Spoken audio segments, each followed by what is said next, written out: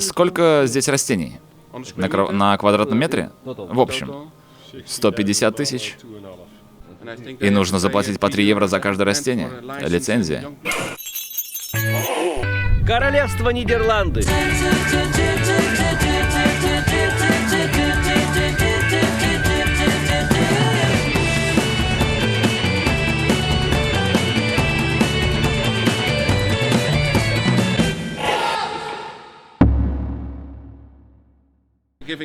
Он говорит, что приходится добавлять много калия из-за того, что цветки очень крупные.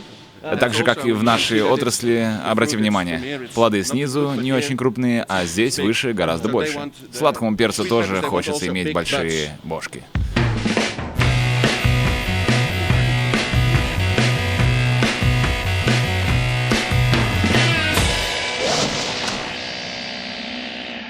Итак, друзья, тепличка с перчиками, с желтенькими и с красненькими. А также в этой тепличке нам откроют страшный секрет. Почему голландцы не любят, когда к ним заходят в теплицы?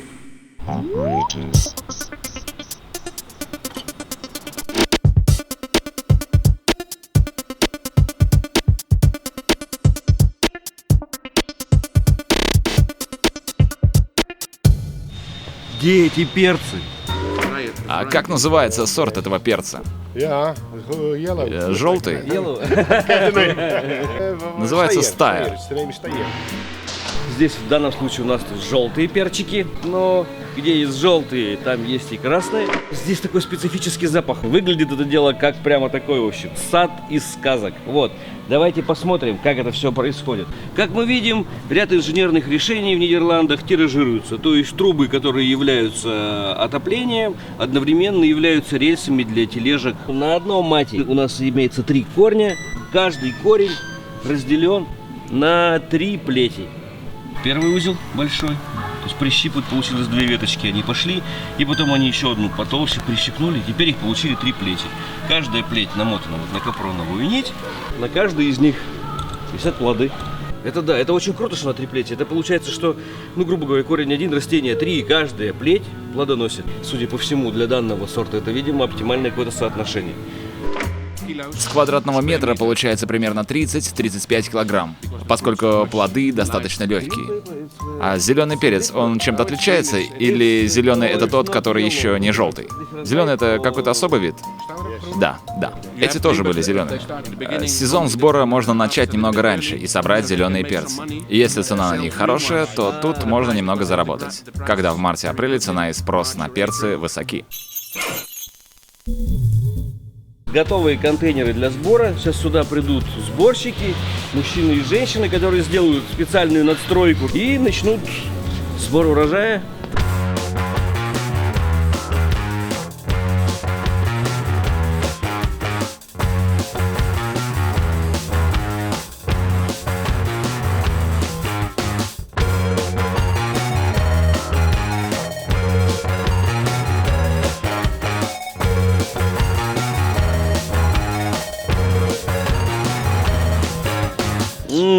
Сочно.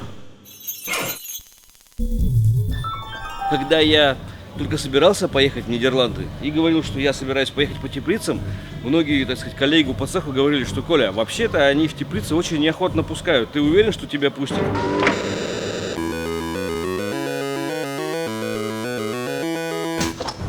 Каждый, кто входит в теплицу, должен, заходя, помыть руки, которыми он будет трогать растения.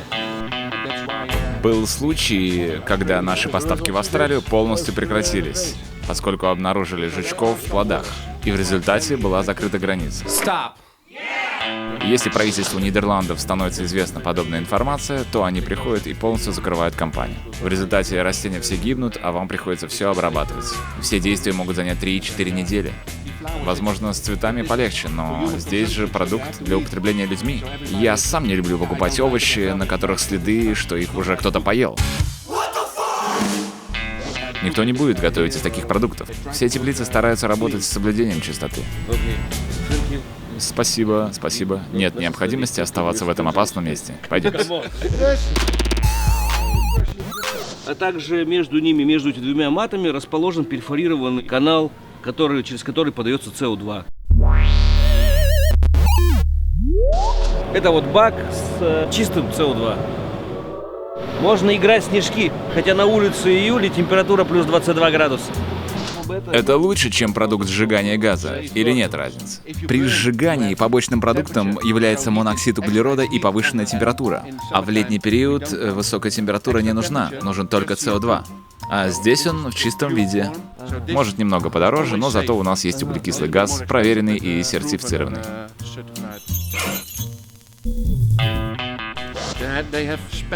За движение воздушных масс в теплице отвечают 4 параметра: влажность, температура, уровень углекислого газа и вентиляция.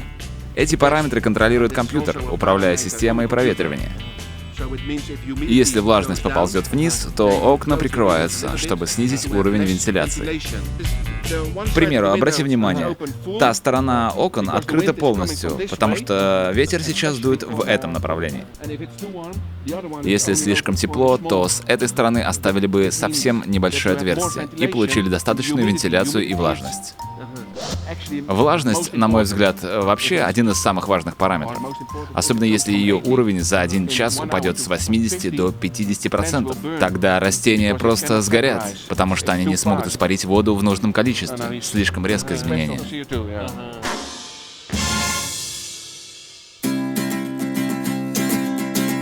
Ну что, друзья, тепличка с помидорами.